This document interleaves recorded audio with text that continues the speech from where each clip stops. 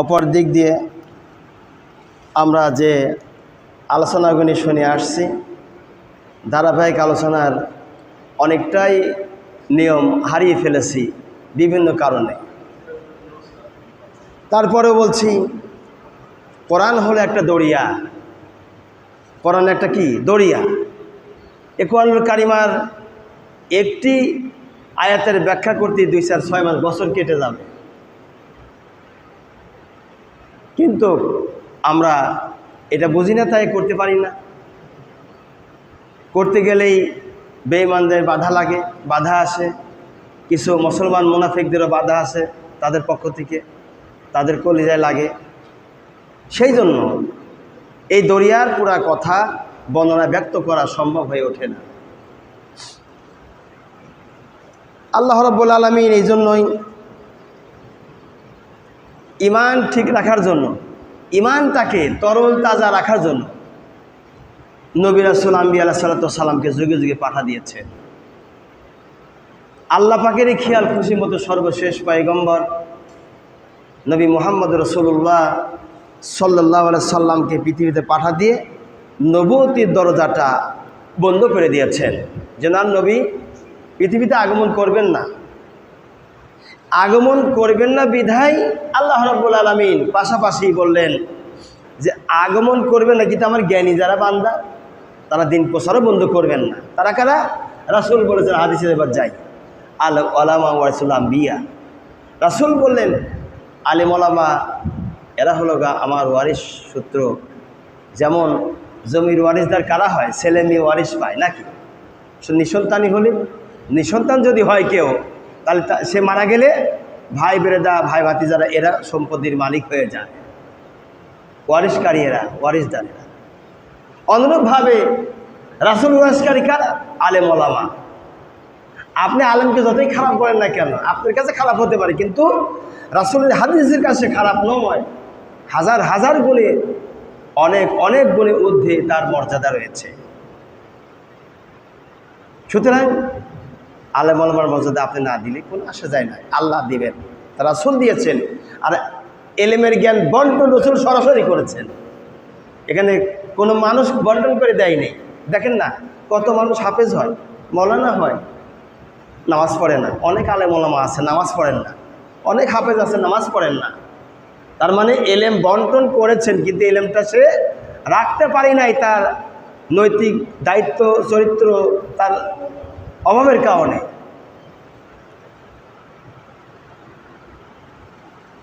আল্লাহ পাক জানিয়েছেন, লা ইউকাল্লিফুল্লাহু নাফসান ইল্লা বুসআহা।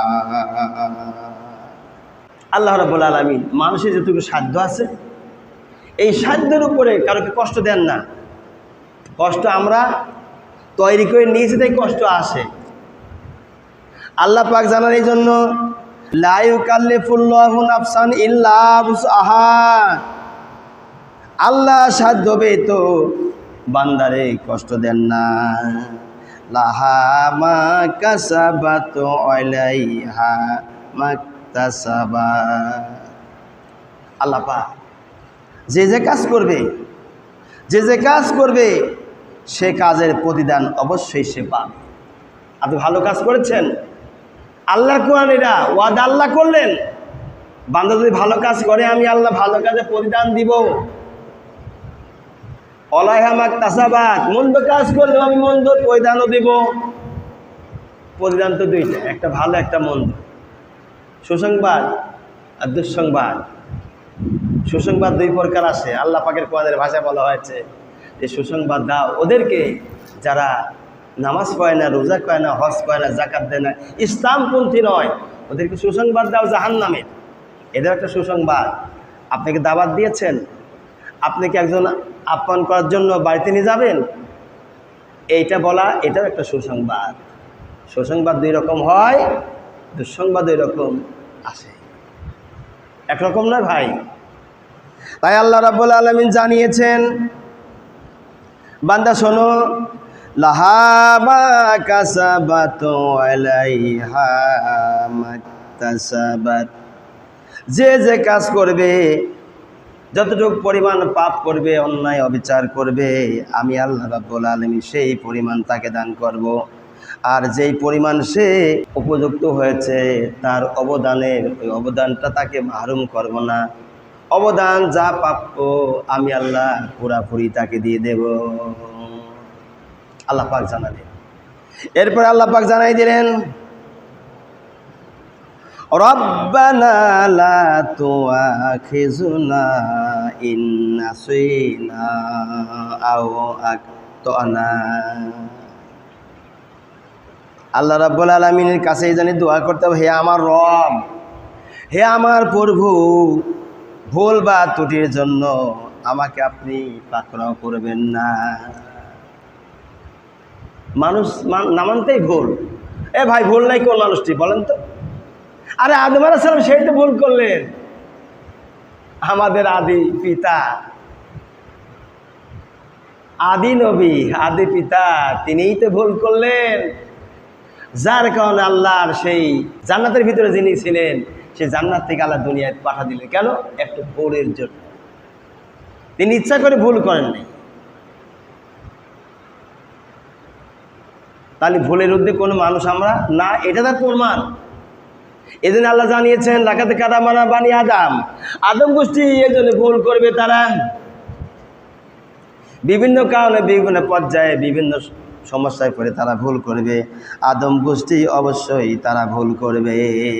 রব্বানা লা তুআখিযুনা ইন নাসিনা আও আখতানা। এজন্য বলা হলে আমাদের রব, ভুল বা ত্রুটির জন্য আমাদেরকে আপনি পাকড়াও করবেন না। আল্লাহর কাছে দোয়া করতে হবে, আল্লাহর কাছে বলতে হবে, আল্লাহ ভুলের কারণে, ত্রুটির কারণে আমাদেরকে পাকড়াও করবেন না। এরপরে আমার আল্লাহ জানা দিলেন, রব্বানা ওয়ালা তাহমিল আলাইনা ইসরান কামা হামালতাহু আলাল্লাযিনা মিন ক্বাবলিনা। আল্লাহ, হে আমাদের রব, হে আমাদের প্রভু, আমাদের উপরে বোঝা চাপা দিবেন না, যে বোঝা আমরা সহ্য করতে পারবো না, যে ভার আমরা সইতে পারবো না, এমন কোনো বোঝা চাপা দিবেন না যা আমরা সইতে পারবো না।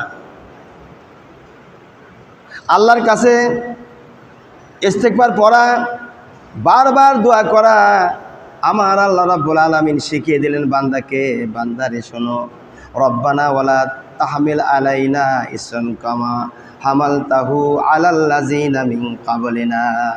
হে আমার রব, আমাদের উপরে কোনো বোঝা চাপা দিবেন না, যেমন পূর্বদের বোঝা চাপা দিয়েছিলেন ওইরকম আমাদের প্রতি বোঝা চাপা দিবেন না। আল্লাহ পাক শিখিয়ে দিলেন বান্দাকে, বান্দা দোয়া করো, রব্বানা ওয়ালা তুহাম্মিলনা মা লা তাকাতা লানা বি। আল্লাহ শিখিয়ে দিলেন, হে আমার রব, আমাদের ক্ষমতার বাইরে কোনো গুরু ভার আমাদের উপর দেবেন না। আল্লাহ শিখানো দোয়া, বান্দা এগুলি করো, এভাবে করে দোয়া করতে থাকো। আল্লাহ শিখে দিচ্ছেন। এরপর আল্লাহ জানা দিলেন, ওয়াফু আন্না ওয়াগফির লানা ওয়ারহামনা আনতা মাওলানা ফানসুরনা আলাল কওমিল কাফিরিন। বলি আমিন, সবাই বলি আমিন। আল্লাহ পাক জানা দিলেন, ওয়াফু আন্না ওয়াগফির লানা ওয়ারহামনা। আল্লাহ পাক জানা দিলেন, ওয়াফু আন্না, ক্ষমা করুন, আমাদের পাপ মোচন করুন। আল্লাহ ওয়াফু আন্না, আমাদের পাপ মোচন করুন। ওয়াগফির লানা, আমাদেরকে দয়া করুন, মাফ করুন, ক্ষমা করুন। আল্লাহ এই জন্য জানা দিলেন, রব্বানা ওয়ালা তুহাম্মিলনা মা লা তাকাতা লানা বি।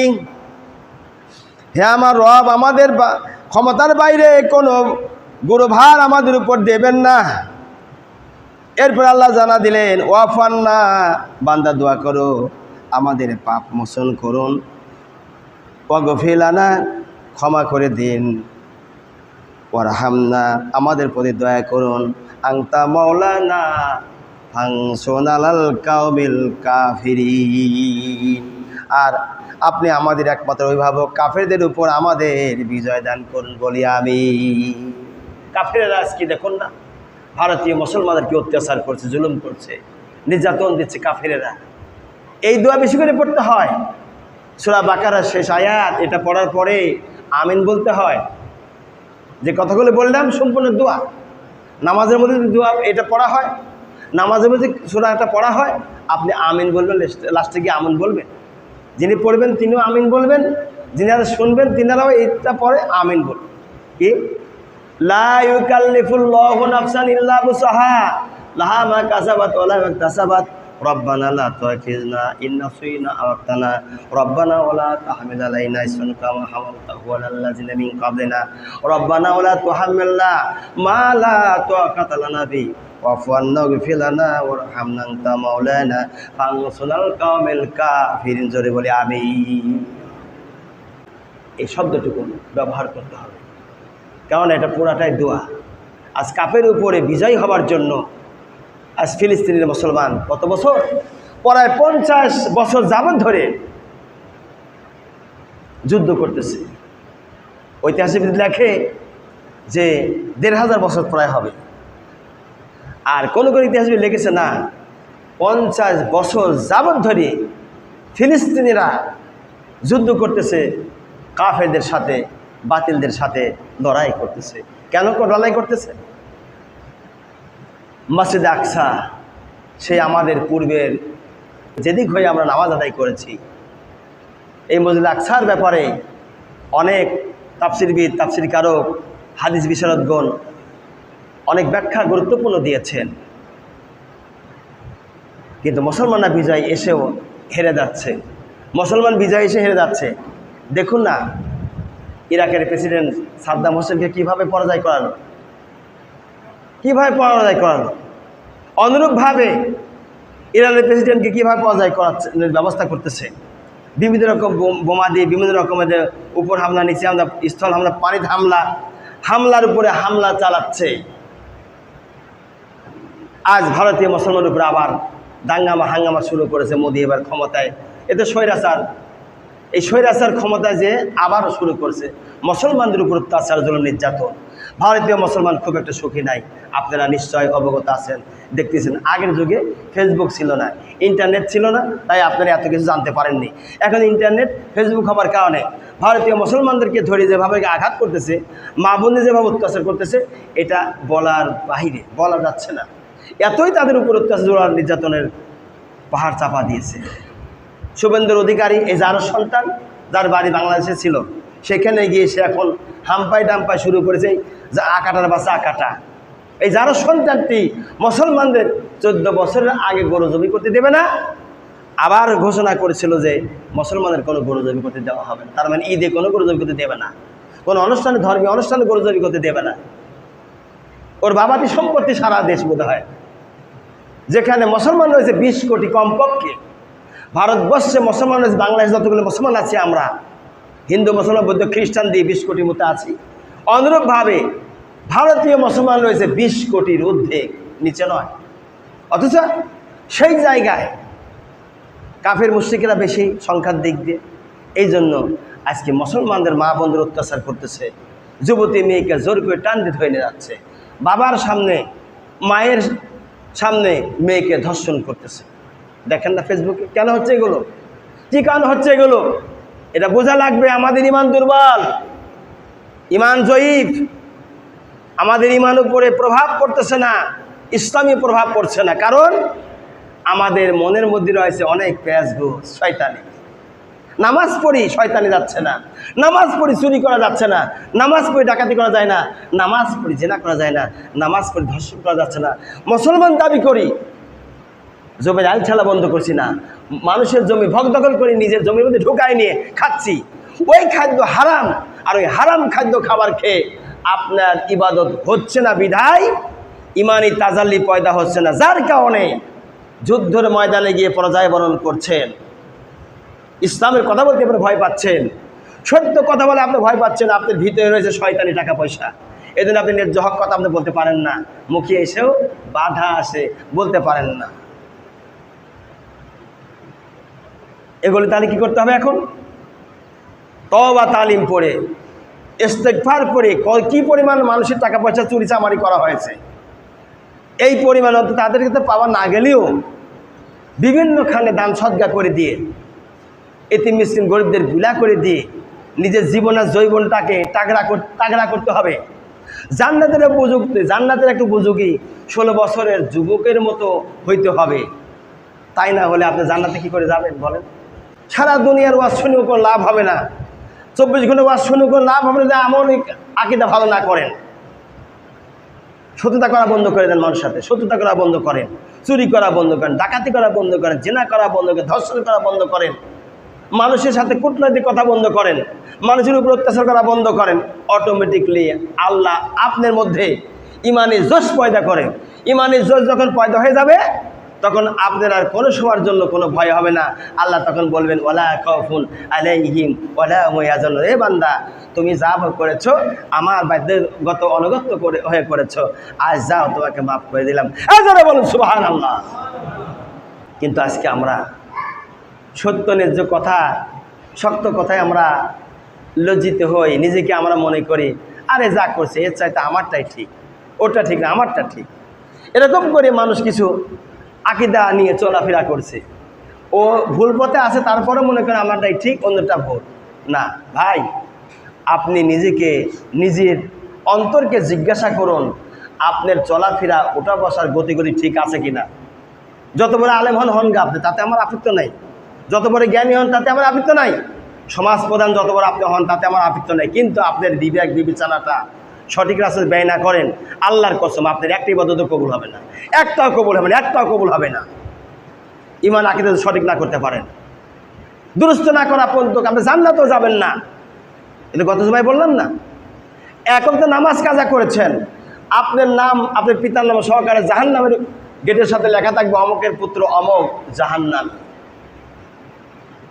তো ভাই, কথা বলতে গেলে অনেক কথা, সময় পাওয়া যায় না। আল্লাহ তাবারক তাআলা যে কথাগুলো বললাম এই কথাগুলো যেন আমল করার তৌফিক দান করে বলি আমিন। আজকে একটা মিলাদ মাহফিল আছে, নামাজ শেষে আমার দোকানদার ভাইয়ের বড় ছেলের ছেলে, অর্থাৎ ওনার নাতি ছেলে মুসলমানি নিয়েছে। তো মুসলমানিতে অনুষ্ঠান করে উনি ভিন্ন ইতিহাস একটা এলাকাতে অর্জন করলো। সেটা হলো এই, মুসলমানিতে অনুষ্ঠান না করে মসজিদে মিলাদ মাহফিলের ব্যবস্থা করেছে।